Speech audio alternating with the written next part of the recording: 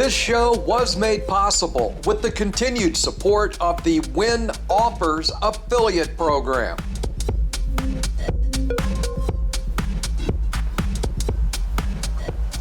Hello friends, it's time for another edition of APCW Perspectives, and you know, it feels like we just did a video last week. Maybe it's deja vu, since we seem to be repeating the same stories over and over again every week. So, as the UK gambling industry burns, let's take a step back and look at what's happening beyond the United Kingdom, and instead focus on news from the Netherlands, Brazil, and Ireland. But we begin in the United States of all places, where the fight over the future of prediction markets is heating up.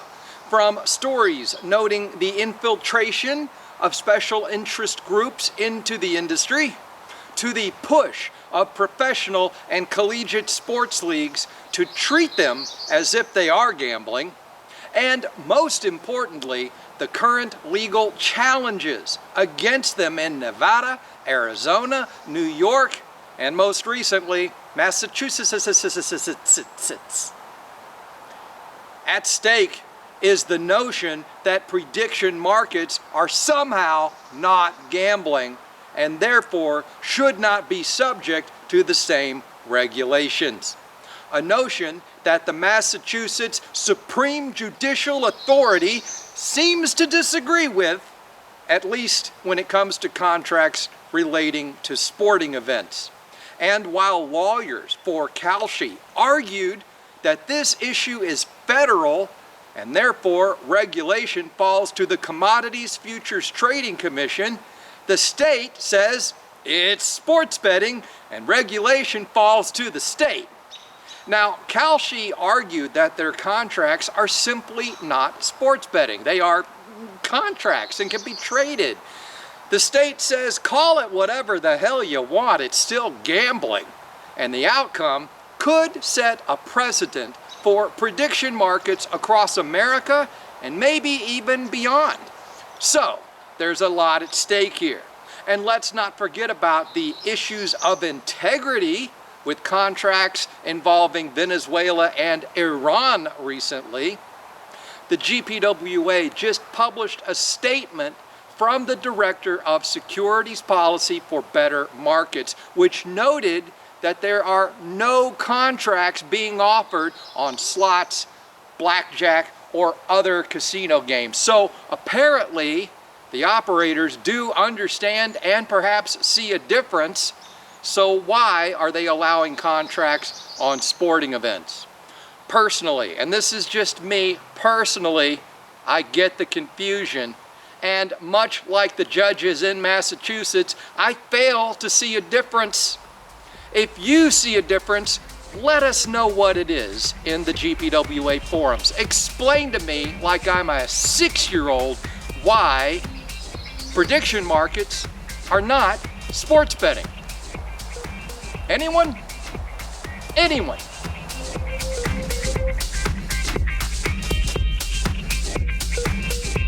Maximize your earnings by working with Turbo Affiliates. Your growth is their priority, and they help you keep more of what you earn with no activity quotas and zero negative carryover. Find an effective rev share over 24%, along with flexible CPAs and hybrid deals tailored to your traffic.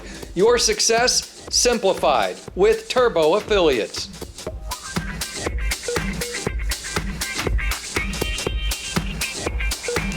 Welcome back.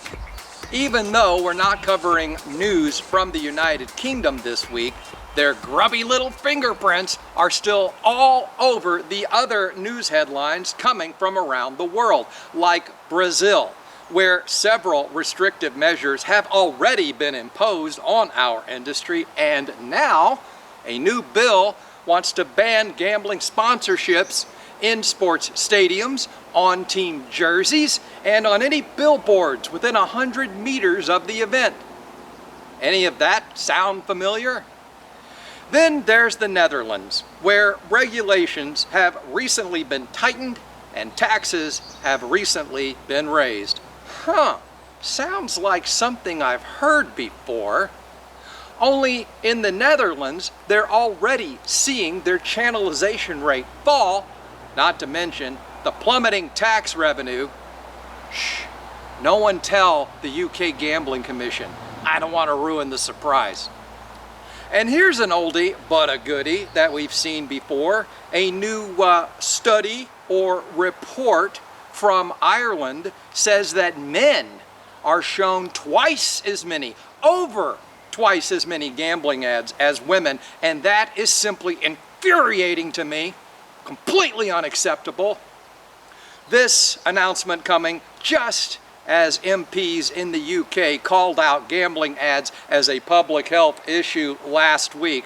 Well, that's some fortunate timing, isn't it? Kind of makes you wonder. Of course, there are a few things hiding behind that headline that might put everything in context, such as the fact that the data came from platforms like Facebook and Instagram. That's something you should probably know. And that it was delivered to the men by the algorithms who targeted them. That's an important little tidbit of info. Plus, the data was collected back in 2024 before Ireland's Gambling Regulation Act was implemented, but don't focus on any of that. Just focus on the headline and let it do its job. So you see, my friends, even without the United Kingdom in the show, we had lots of stupidity to go around for everyone. And I'm guessing that when I come back next week, there's gonna be even more stupidity, and I should know. I've been doing this for 19 years. We'll see you next week, God willing.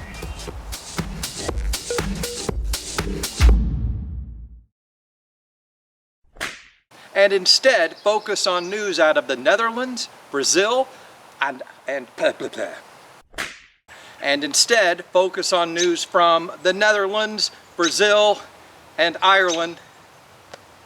I'm done.